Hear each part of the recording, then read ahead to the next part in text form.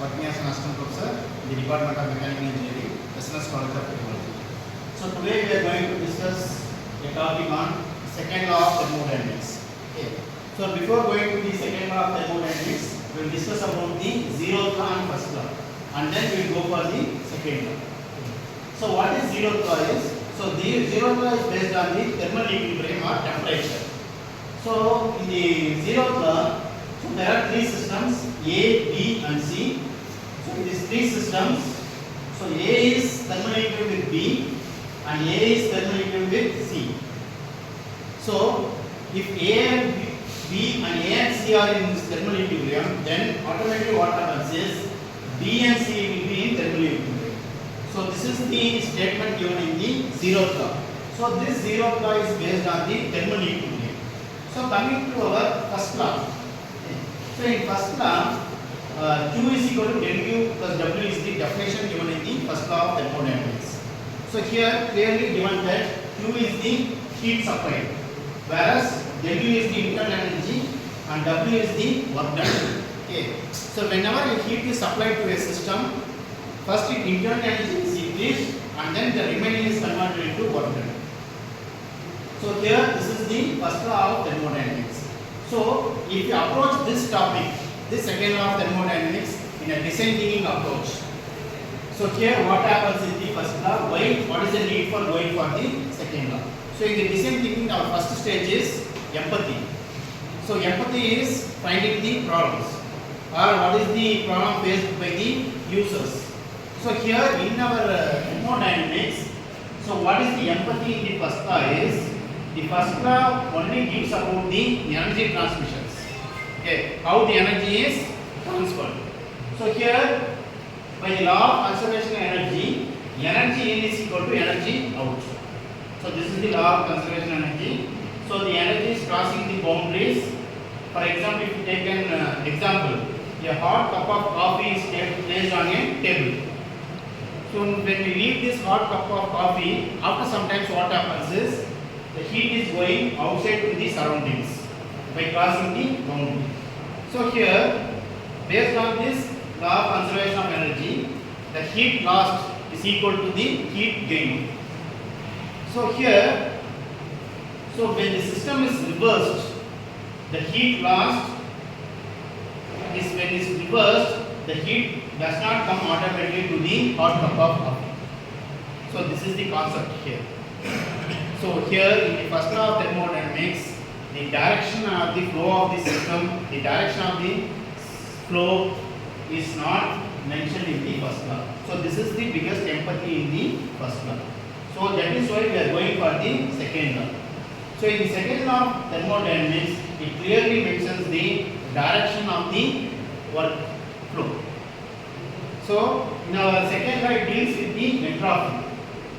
So as entropy is the increases with the change in temperature, so this second law of thermodynamics specifies the direction. So this is the significance of second law. Now if we go for a real-time examples, if we discuss here we are taking the thermal reservoir. So what is meant by thermal reservoir is, so where the heat is supplied or heat is observed. So it is a source where heat is available. And coming to the heat engine. So heat engine is an engine where the heat is supplied and then the given heat is converted into work. So this is about the heat engines. For example, in our day-to-day life, IC engines are the best example for heat engines, and boilers also, where we are supplying the heat and then the heat is converted into work. So now if you take this diagram here, this is a hot sink and this is a cold sink, and here is a heat engine. So for this heat engine, heat is supplied to this heat engine. So when the heat is supplied, it absorbs the heat and it converts into work done. And some amount of heat is rejected to the cold sink. So this is the thermal reservoir, heat supplied and work done and absorbed by the cold sink. So here what is the concept here is, the supplied heat is not completely converted into work. Some amount of heat is rejected. it satisfies the first law of thermodynamics. But in case if the direction is reversed, what happens? So that is given by the second law of thermodynamics.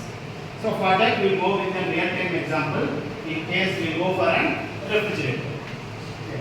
So here what happens is, here there is a hot source and a cold sink and a hot sink, and here there is a pump. So here totally the direction is reversed. Here what happens is, the heat from the cold body has to be taken completely from the cold body. So here what happens is, heat is taken away, the heat is supplied by the pump, and the heat is taken to the hot surface or hot sink. So to make this is not made by automatically. So what happens is, some work is done here. So the work is done in the pump, so that what happens is, the heat is absorbed by the cold sink and the heat is returned to the system. So now comparing the efficiency in case of heat engines. So in case of efficiency, always efficiency is output by input. So here output by input is 1 ton by heat supplied. Here 1 ton is nothing but the heat supplied minus heat rejected, which is given as Qs minus Qr. And then the heat supplied is Qs. So when we cancel and then if we find out, and the final is 1 minus Qr minus Qs. That is 1 minus heat rejected minus heat supplied. So this is the efficiency of an heat engine. In other terms, if temperature is given, we can also find the efficiency. So what is that is 1 minus temperature of the cold sink minus temperature of the hot sink. Now here for a heat engine we are calling this as efficiency, whereas in a refrigerator we are calling it as COP, coefficient of performance. Here the input is 1 ton. Whereas here the input is heat supply. This is the major difference between the heat engine and the refrigerator. So here the output is heat rejected and whereas the input is 1 ton. So based on the 1 ton, the heat is rejected. So here what happens is, the COP is heat rejected minus heat supplied minus heat rejected. So this is the COP of the refrigerator. So this is the lecture of